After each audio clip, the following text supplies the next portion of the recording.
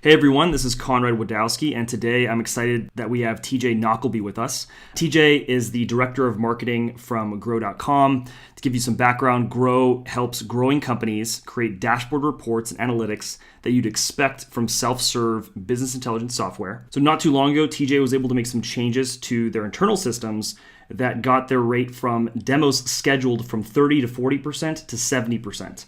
So we're going to go into all the different tools that TJ is using to do this. We're going to go into the logic around why TJ has set all this up. But before we go into that, I just wanted to welcome TJ and thanks for being here. Thank you for having me. Awesome. So maybe you can tell us what's kind of your role at Grow.com. Yeah, so I've been at Grow for close to 2 years and joined the team director of demand gen. And then after a few weeks, they actually handed me the keys of the castle and I ran the team for about a year before we hired a CMO.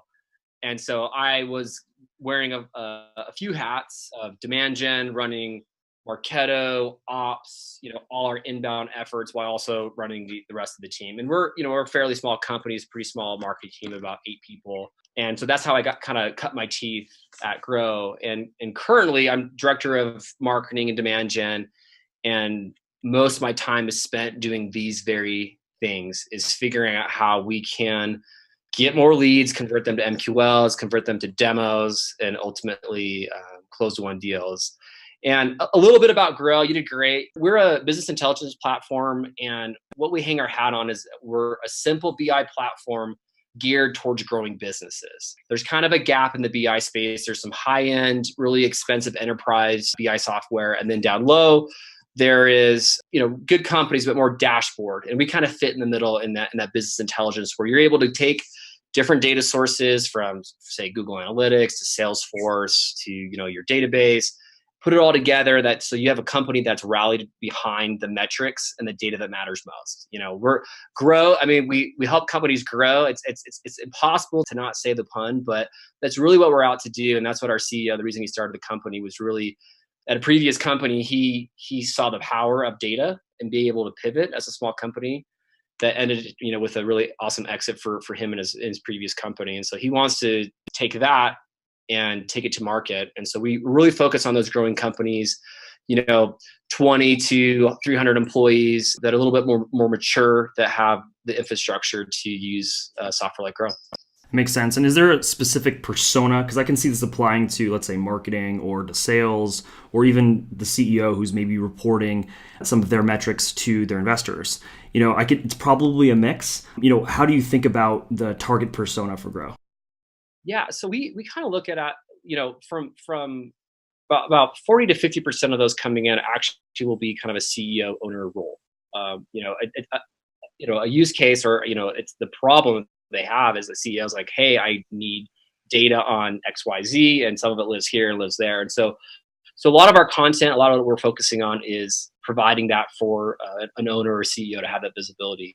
Then on the buyer side and the user side, that sometimes shifts from directors of marketing. Like I'm the target market a lot of the time. Marketing runs, especially when you're looking at customer acquisition, you're trying to understand how many leads are coming in, what's the conversion rates, what's turning into deals, who's churning. And then we also have, from a little bit more mature companies, you'll have someone in ops or in finance, but usually it's director level and above. A lot of times it's whoever the head of that department is, but it's typically either marketing, operation, or owner, CEO. And then on top of that, we also, we have a lot of marketing agencies that, white label Grow to help provide those insights for their clients. And we also, service a lot of like e-com businesses that are looking at that B2C data like real time. So do you think that right now, and there's kind of a couple different personas there, is there a kind of an industry focus, or is it pretty broad? It can go from, like you said, agency to e-com to B2B. Yeah, I think for us, like we found that our most successful customers, they're at a point where they have like Salesforce, and their marketing sales stack is significant enough to where they can justify investing into business intelligence rather than just like dashboard software. The longer we've been in business, the more we're focusing on those mature companies that are, that's going to have like a CRM, a system of record, going to have a database, have someone at their company that is somewhat technical, that knows maybe a little bit of SQL or SOQL, and is able to really utilize the Grow platform. That makes sense. And in terms of just the way that you mentioned a little bit about the team and how it's structured, but maybe kind of going to a little bit more detail. So you have kind of sales ops at Grow, and you have 8 people on the marketing team. What are the types of roles and what are the ways that they're split up? Yeah, so on the marketing team, our demand gen team is made up of marketing ops / email marketer. And then we have someone over all of our inbound paid strategies. So everything from Facebook to Google AdWords to G2 Crowd to any sort of cost per lead provider. And that's kind of the infrastructure of the demand gen team within marketing. And then, like I said, I still wear a lot of hats. I'm still jumping in, doing a lot of that. And then we have, a head of brand with a designer. And then we have a content team with a couple writers, and then just a head of marketing that's just, more leading from a strategic side to make sure everything fits together. And then, I have to give a shout out to, his name is Scott Peterson, the sales ops side. We partner very closely. In a perfect world, I think we'd have, a few more people on our team, but, we're trying to get some stuff done on relatively modest budget, and so I partner quite a bit with sales ops. And there's a few other people on the sales ops team, but that individual in particular. Let's kind of go into the flow and what it was like earlier on. So before you made the changes. So this is kind of when you were at that 30 to 40% leads coming in and getting scheduled rate. Can you explain how you would set things up at that point in time? Yeah. So, this is how we used to do our lead flow, and it's pretty basic. I mean, I think this is probably what a lot of companies will follow. We're a Marketo shop here at Grow. We use Marketo and Salesforce. That's kind of our main sales and marketing stack. Fill out a form, which dumps you into Marketo, which syncs to Salesforce. And we use a tool, we still use it a little bit, but we used to use this primarily for our lead routing called Distribution Engine, which allows us to do sending certain leads to certain reps, but depending on, different variables. And then once, everything submitted, we actually trigger the outreach sequence from Marketo. Then outreach sends that confirmation email to then book a time on a calendar. We ended up on sending it from outreach because give the rep the visibility of what was happening. When you send emails from Marketo, our reps really live in outreach. And so we felt that this was the best way for us to get those calendar invites out. So if for whatever reason there was some sort of lead routing issue or ops issue, the rep would know if that email was delivered, and they can send an email manually or, let us know about the issue. But this works really well. The sync is really fast. Within a couple minutes, someone filling out a form, they're going to get an email in their inbox. That's giving them the invite to schedule. And walking through that flow. So this is what a typical demo request, trial request form. Little caveat, I can't go back in time. We just redid our website, but this is about 6 months ago we started making these changes. But you fill out a form, hit your thank you page, encouraging you to go to your email. And then this is within outreach. And, this is our most important outreach sequence ever, because it's where all of our demo requests, we actually call them P1 leads, priority 1 leads. So if it's a trial, contact us, demo request, anything that pricing, anything that's, requiring them to talk to a sales rep, goes through this sequence. And now you look at this email and you're probably going to say that, what's the big deal? It's very, very basic. What time works for you? All lowercase is the subject line. As an email marketer, this is just like blasphemy. I want to do something more fun, but we tested through it and this just worked the best. And then essentially it's very basic. Just pick a time on the calendar. So they click that. We used to use Calendly, great tool for that. And then they would go and they'd pick a time on the calendar. Then all the calendar invites would go out and then be on a rep's calendar.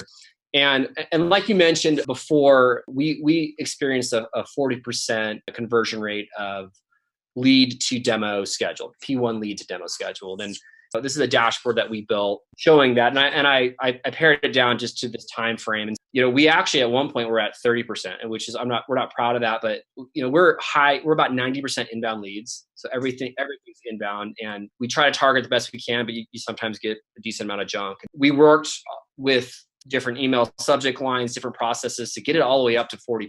We went from 29% to 40%. And then we made some change. What do you think is the reason why the rate was so low at that point in time?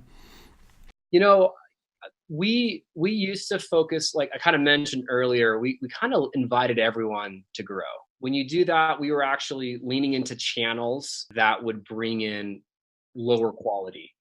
And so you'd have those filling out like Facebook lead ad forms, for instance, like those that actually never made it to our site. They saw an ad, they filled out a form.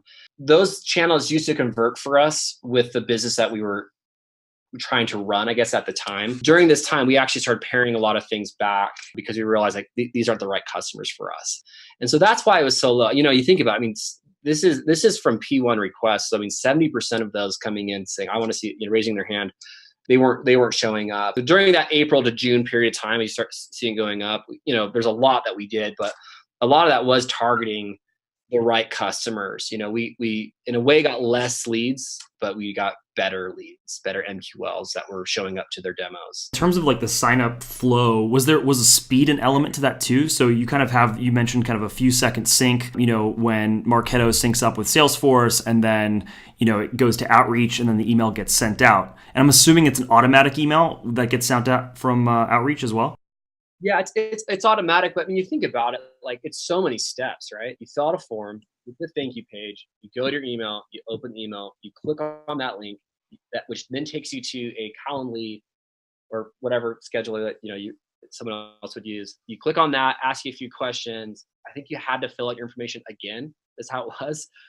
It's like a 7-8 step process, and it's like, for those that really wanted to talk to us, like they could get through it. But if you're sitting and looking at other competitors or just kind of poking around, that's a rough experience. We were looking for different tools, and I think the complicated thing for us is, and this is like just like a lesson to be learned, is like from a marketing perspective, you always want to roll out different tools that will increase conversion rates, but at the same time, a lot of those tools the sales reps have to use.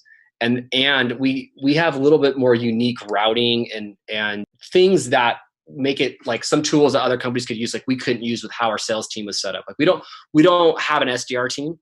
And so lead routing and those things, it becomes much more specific. And so that was kind of like, we arrived at like, this is the best that we can do with these tools, which wasn't good enough. Right. And so for the lead routing with you guys, you have a full cycle AE focused on the leads that are coming in, or what's the way that it's set up from a sales perspective? Yeah. So we have lead scoring based on, kind of your basic, parameters. But for us, a big thing is, what's the size of the company, what data sources, or what's their tech stack. Not all integrations are created equal. I'll just say that. We have hundreds of over 100 integrations, but some integrations aren't the best. And so for those that come in with, top tier integrations, like your Salesforce or HubSpot, and they're going to use Google Analytics and they're MySQL and QuickBooks Desktop, like a lot of these like really good connections, we're routing it to different reps, and and also if you're a marketing agency, like that's a big one for us. If your marketing agency grows, awesome for you. Like it works really, really well. Some of our best customers are marketing agencies, and so we have a really hot, like a pretty short sales cycle, about 20 days. And so we had we used to have SDRs, and it just didn't work. It made more sense for us to send it straight to the rep, especially with the 90% inbound. And, us as a demand gen team, we're sifting through those leads, not sending everything over, giving it those scores of an A, B, or C. And that way, if we're low in a week, we can send those C's over, but really like they're only working the A's and B's. So cool. So that was the previous state. And now you have a new reality in the way that you're describing it. Can you walk us through what that new reality is and how it looks like? As you can see, it's a little more complicated, a lot of green boxes there, but really the biggest difference or the change that we made is we implemented a software called Chile Piper. And Chile Piper, they are essentially a scheduling software. What they do really well, and the reason that we were attracted to them, is you actually can schedule on the site. And I'll actually walk you through a complete demo of what it looks like right now in our current reality. In implementing this tool, it complicated things just a little bit, but it's similar before. Fill out a Marketo form. Chile Piper, what it does, it'll look in Salesforce to see if that account is owned by a sales rep. Then it moves to a scheduler, which I'll show you guys a screenshot of or walk you through it. And then if they don't schedule, it sends them back to that old reality of where it'll send them an outreach email to schedule via email. Most of the time, they actually just schedule right on that thank you page or on where the form's at. And that's how we were able to see such a strong increase. And this was, I'm not going to lie, a bit of an operational adjustment. Before, while it wasn't ideal, I would actually say the customer experience wasn't ideal. From an ops standpoint, it was much simpler for routing. It gave our systems time, the sync between Marketo, Salesforce, all these things. And so this looks nice and simple. This was quite a bit of work between me and our sales ops, Scott Peterson, just really figuring out how to make this work properly. But once we were able to get it dialed, it's just humming, and it just works really, really well, and has worked well for not only the marketing team, but also for the sales team. Cool. So, and maybe you can explain how that implementation looked like. It's obviously non-trivial. You obviously want to make sure that it's working, before it's rolled out. What's the way that you kind of thought about implementation? Yeah, I think with this implementation, there was a heavy appetite throughout the company. We actually, when we found Chile Piper, we literally had our CEO in a room, like on the call. I think the call with Chile Piper, there was like 6 people in the room, and we're like walking through all the different scenarios and how it would work. And so once we said yes, I think any good executive is going to push you as fast as you can go. And so there was a little bit of a, hey, let's get this up and running really quickly, but with clear expectations. And so, the way that we approached it is, I partnered heavily with, our sales ops team, and we put together a realistic timeline. Also with Chile Piper, they did a really good job of helping us. We had a customer success rep, but we also even had someone from the product team that was diving in and kind of,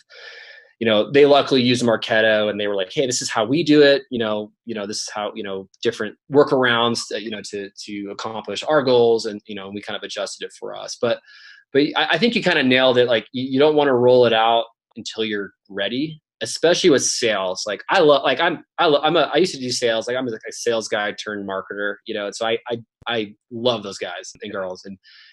But one thing I've learned is if you implement a new piece of software and you talk about how awesome it's going to be, and then it doesn't work well, you lose their trust really, really fast. And so that was our number one, is that when we roll this out, we're not just going to like limp along and then figure it out. Like, we wanted it to be dialed before we launched it. So we took a couple extra days to vet it out, to do the proper testing. I just test, different environments. And, I think we tested like 100 test leads or something crazy, my TJ at Grow, that's my email, but plus whatever. There's just a lot of different test emails in our database we had to clean out. But really, I think that's in any, my advice to any other, demand gen folks out there.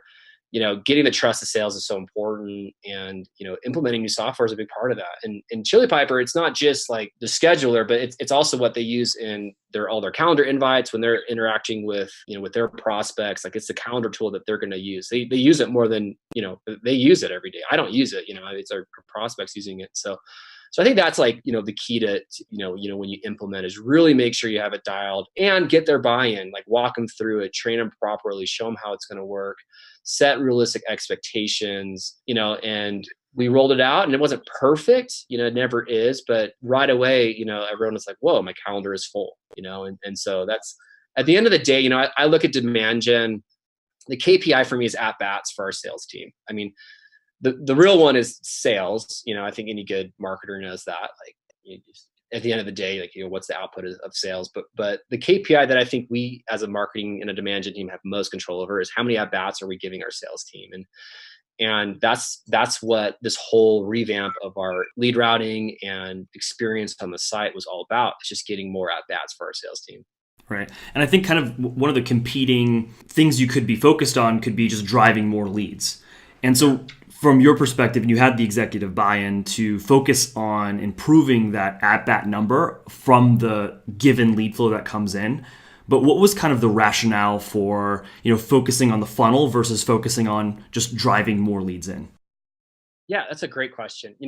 It's always an easy answer to say get more leads, but a lot of times leads cost money, and we actually had a pretty substantial paid budget.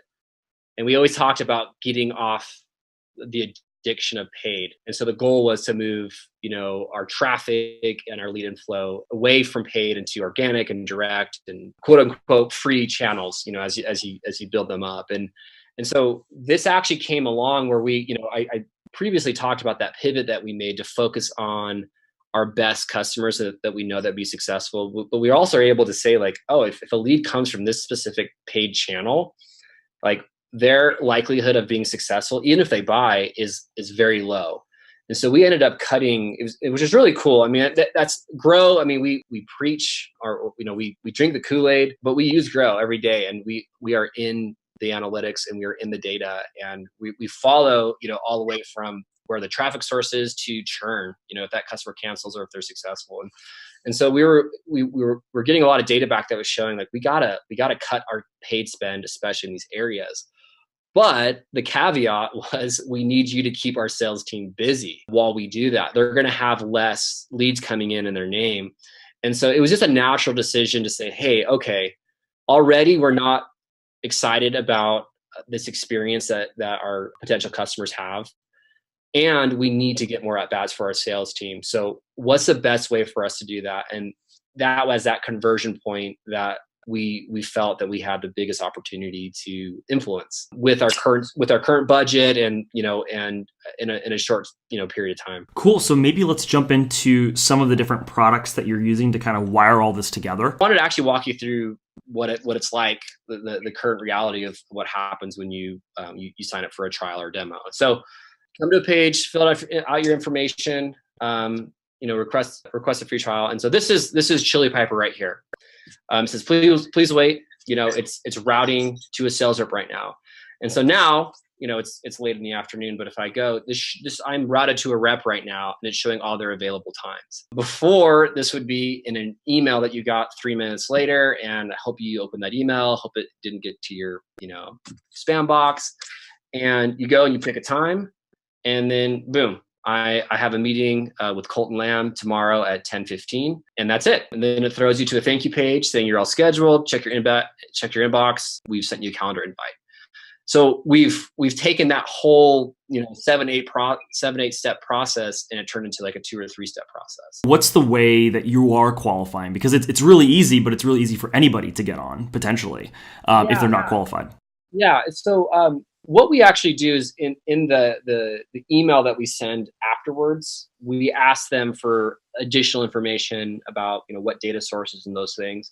And so when a rep is preparing, if someone comes in and they respond with data sources that might not be the best or work the best, like we can kind of weed those out and maybe email them back and say, looking at this might not be the right fit for you. On the front end, my information is in there, but it's, first name, last name, email, phone number, company size or company. This is company size right here.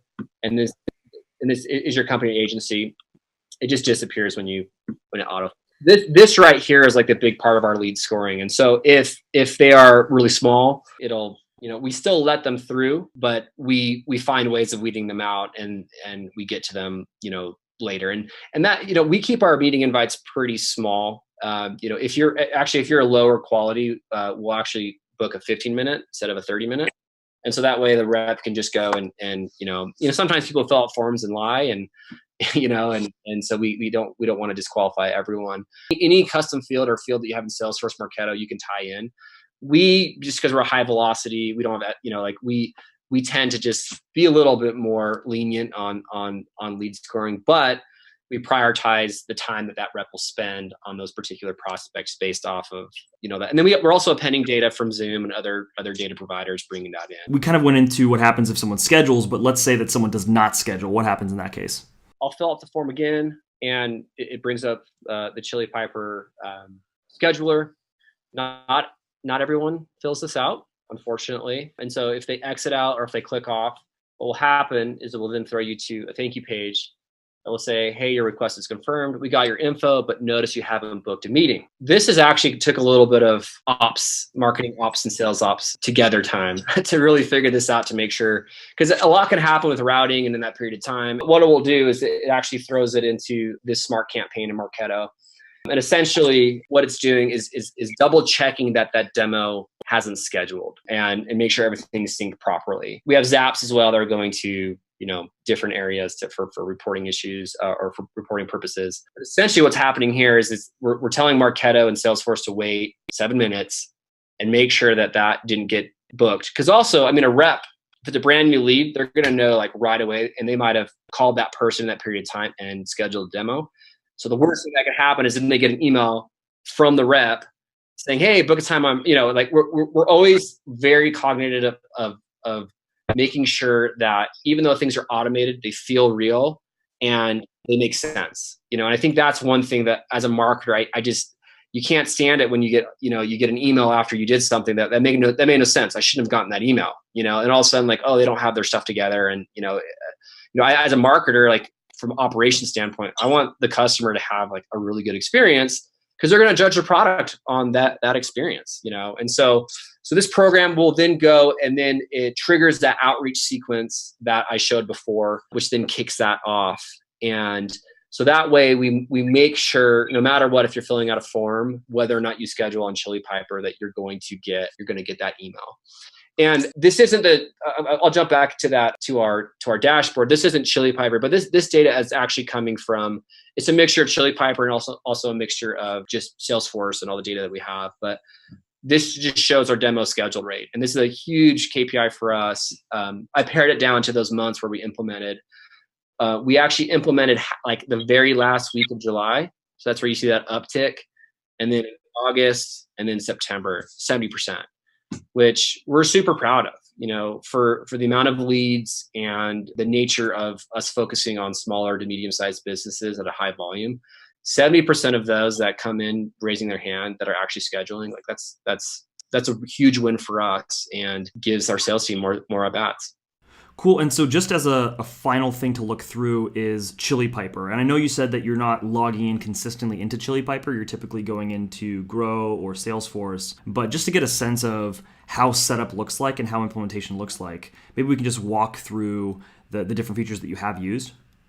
Yeah. So this is, so what was nice about this, we first launched, we looked at this quite a bit, making sure that, we were confident everything was talking together properly, but it was, this is like the source, and like to make sure, okay, things are getting scheduled, and just gives you a good idea of what's happening. You can jump into, this is the router, and this lets this is a way for you to look at all of the leads coming in as well. You can see, okay, is it scheduled? Is it not scheduled? Who's it's routed to? When we first launched, we moved to account based, and so we had a couple of weird things happening where things were syncing and then syncing back to like a default Marketo, and so we wanted to make sure that things are being synced to the proper owners, and so this was like a nice way for us to look through and let you know what's happening. And so once we felt comfortable with the software, we were able to put that into Grow and implement it all together to where we can see any red flags if scheduled rates have gone down, like what's going on. In terms of next steps, this looks like you got the outcome that you're looking for. What are some other future optimizations that you're thinking about? Reminders, maybe even improving the rate that's there or improving the quality of the leads. Where's your head at there? To me, the next step is the conversion points after, so once they've scheduled, what can we do to get them to show up to the demo? We have good demo held rates, but really, there's a lot of things you can do, from reminders, what the frequency of the emails, how many hours before the meeting, or how many days, if it's a same day schedule, how many emails does it make sense to do to where you're not bugging them too much. And so there's a lot of optimizations on that front. Also, a big thing that we're going to be implementing here pretty soon is Chile Piper also has a call now feature. For us, like our sales guys spend a lot of time on chat. Like, so if someone comes on the site and they chat them right up, if you can have a real conversation with a prospect, like that's a huge win. And so they also have part of one of their products is a call now feature, to where it'll call and then it will route to the rep and then just one click call to talk, and then it will ping our sales team.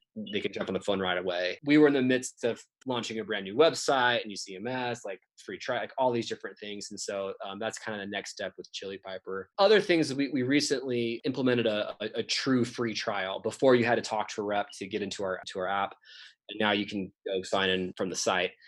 It's working on ways to be clever, to have the sales rep talk to them, but not be too salesy, to help them during their free trial to have a good transition. Okay, cool. Yeah, this is great. TJ, thanks so much for sharing. If somebody wants to get in touch with you, what would be the best way they can do that?